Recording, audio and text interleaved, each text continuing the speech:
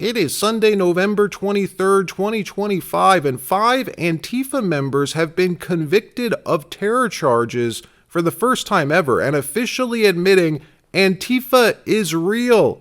This is big. Also, the latest on Marjorie Taylor Greene's mysterious resignation from Congress and the South's new AOC about to win, about to flip Tennessee's 7th Congressional District from red to blue. What's happening here? What world are we living in? In international news, Secretary of State Marco Rubio has designated 4 European Antifa groups as terrorist organizations. The groups are based in Germany, Italy, and Greece. And this puts those groups in the same category with terrorist organizations like ISIS-K and Al-Shabaab. So it turns out Antifa is real. What do you know? 5 Antifa militants admitting in open court Friday before the judge that they are members of the terror group known as Antifa, that they operate out of Texas, and that they're part of what's known as an Antifa affinity group. An affinity group? What the heck is that? All of this just happening. 5 members of Antifa now convicted of terrorism offenses for their part in that ambush attack on ICE, on that ICE facility back on July 4th in Texas. These convictions marking the first time ever that members of the group have officially admitted to being part of Antifa, admitting in court, Antifa is real. All 5 saying they're part of this cell. The conviction secured on Friday, November 19th, Seth Sykes, Joy Gibson, Lynette Sharp, Nathan Bowman, and John Thomas, each admitting to 1 count of providing material support to terrorists for their role in the shooting attack on the Prairieland, Texas ICE facility. That was the attack where a cop was shot in the neck and other officers were fired on. All of this happening because of the plea deal that they accepted. These 5 accepted this plea agreement. In total, there were 14 Antifa militants who were charged, 5 of them thus far accepting this plea, which guarantees them no more prison time than 15 years, that they'll be in prison for no more than 15 years. They were facing decades in prison, possibly life in prison. One of them, though, Seth Sykes, admitting even more, going on the record in front of the judge, elaborating on how Antifa works, or at least how his North Texas Antifa chapter operates, saying he and his co-conspirators had to adhere to an Antifa anarchist ideology and organize cells or affinity groups around their beliefs, that Antifa purposely structures its network in a decentralized way with militants forming cells calling themselves affinity groups. Now, something else that also just happened that really slid under the radar was Marco Rubio's State Department declaring 4 European Antifa groups as foreign terror organizations, something that moves the administration's fight against Antifa to a whole new level, because no longer is Antifa just a domestic terror group. Now, legally, technically, they're in the same category as ISIS and Al-Qaeda. Watch Andy Ngo explain how things are about to change for Antifa. Watch this. As FTOs, foreign terrorist organizations. And why that's so important is because unlike the categorization of domestic terrorism, there's actually legislation in a legal category of a foreign terrorist organization. And the announcement from Secretary Rubio with Antifa Ost and 3 other European-based Antifa groups and networks being declared FTOs, these are now on the same category as ISIS, as Al-Qaeda, and other proscribed terrorist groups that your listeners and viewers may have heard of. This is very different than when people in the administration talk about Antifa being domestic terrorists.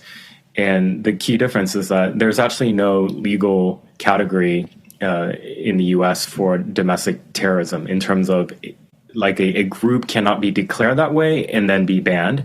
In another story, one of the best cities in the country, Nashville, Tennessee, facing a special election next month and could be about to flip their district from red to blue, electing Democrat Afton Bain, someone who is as anti-Tennessee as you can get, in my opinion, someone who was on record caught telling supporters how she hates the city she's running to represent, saying she hates everything this city represents, including country music, the Bachelorettes. I hate the pedal taverns. I hate everything that makes the city Nashville. Yes, she said that. Listen to the full clip.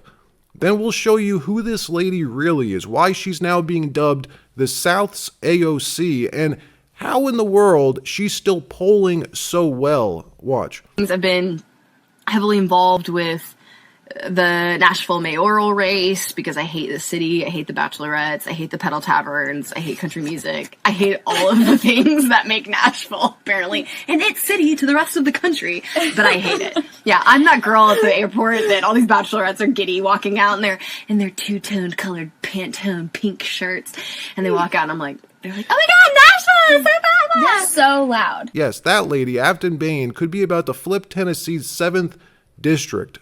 Wild. And how is that even possible? How could she possibly win? She's within points now in the latest polling. It's partly because of 2021's new congressional maps. Tennessee redrew their congressional maps back in 2021, and the 7th district, the district that she's running in, now includes Clarksville and parts of North and West Nashville. But this is the same district, though, that Trump won by 20 points 1 year ago. So what in the world is happening in Tennessee? Look, I wanted to move to Tennessee a few years ago. It's one of only a handful of states that has no state income tax. It's a free state, at least at the moment. Also, it's beautiful. The Smoky Mountains are beautiful. I love Tennessee. Here's her latest campaign ad. Watch how she's portraying herself as a pro-Tennessee candidate. This ad is running all throughout the state right now. Watch. I'm Afton Bain. We all know the system is rigged in Washington. Here's how it works. Politicians make it easy for their rich donors, tax cuts for billionaires, and burying the Epstein files, while hardworking Tennesseans get a rough ride by cutting health care for Tennessee families, doubling health insurance premiums, and tariffs that hurt our economy. I'm Afton Bain, and I approve this message. Vote early to shake up Washington. Let me know what you think about this. Is that convincing to you, or do you think she's one giant fraud? Does she really care about the district, or do you believe her when she says she hates Nashville? She hates country music. She hates everything that makes Nashville, Nashville. Yeah, I take her at her word. Here's how she's explaining that clip away now. No, I don't really hate the city. Don't believe it. Don't believe what I said. Watch. State Representative Afton Bain here, the Democratic nominee for the 7th Congressional Special Election in Tennessee.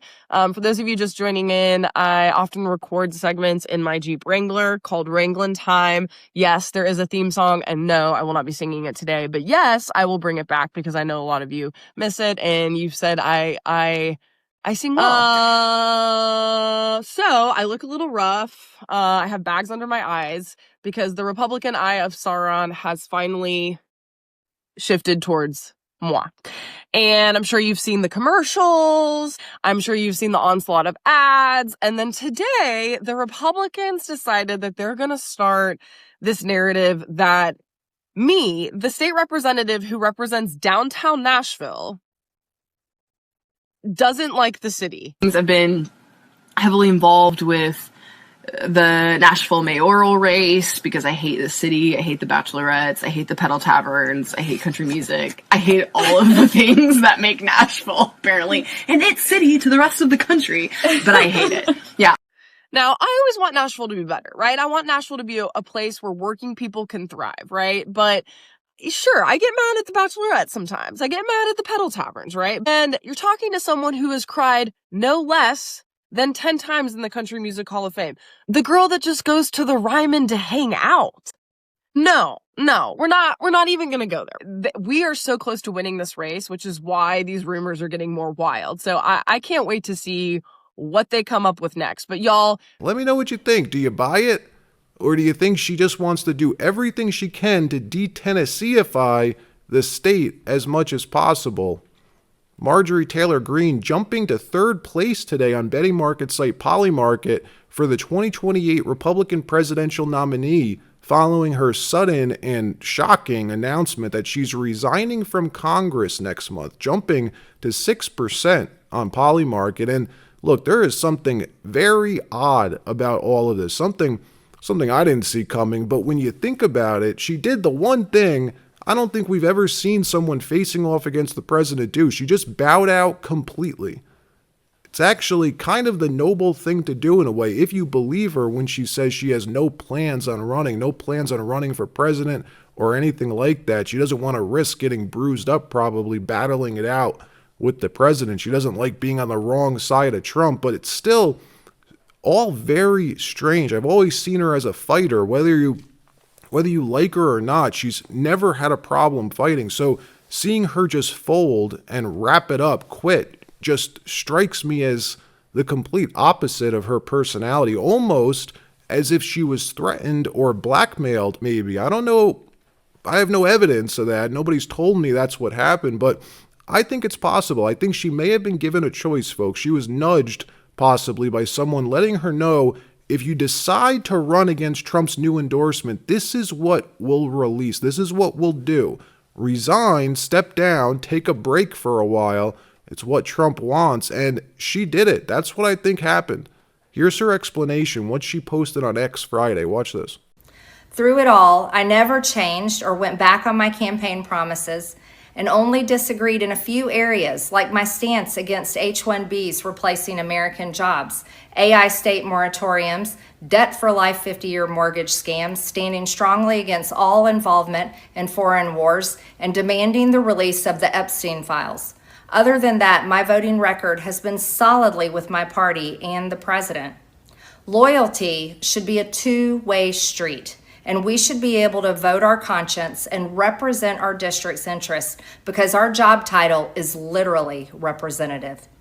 America first should mean America first and only Americans first, with no other foreign country ever being attached to America first in our halls of government. Standing up for American women who were raped at 14 years old, trafficked and used by rich, powerful men should not result in me being called a traitor and threatened by the President of the United States, whom I fought for. However, while yes, hurtful, my heart remains filled with joy, my life is filled with happiness, and my true convictions remain unchanged, because my self-worth is not defined by a man, but instead by God, who created everything in existence. And look, I don't think she's wrong. I think it's healthy for Republicans to disagree on stuff, and I think she's also right when she says there's no grand plan here. There's no 4D chess being played. I completely agree with that, but none of that explains the mysterious circumstances of this resignation. Let's not forget, this happened days after she did that apology tour with liberal media last week, going on Bill Maher, going on CNN, going on The View, and basically capitulating, apologizing for things she said in the past. What in the heck was that? Congresswoman, you posted on X that President Trump is, with his comments, fueling a, quote, hotbed of threats against you. Obviously, any threats to your safety are completely unacceptable. But we have seen these kinds of attacks or criticism from the president at other people. It's not new. And with respect, I haven't heard you speak out about it until it was directed at you.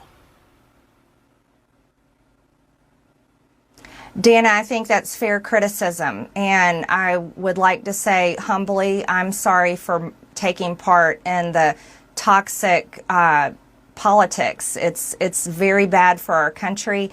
And it's been something I've thought about a lot, especially since Charlie Kirk was assassinated. All so odd, so out of character. A few years ago, it was an open secret that she had a fling, allegedly, with Kevin McCarthy, with others on the Hill a few years ago. Is it so hard to believe that they have something on her, something that shows maybe she isn't really what she claims to be? That's all I'll say. Again, all speculation. Something tells me, though, it's not the last we'll see of her. All right, that wraps up this episode. Like, subscribe. We'll see you next time.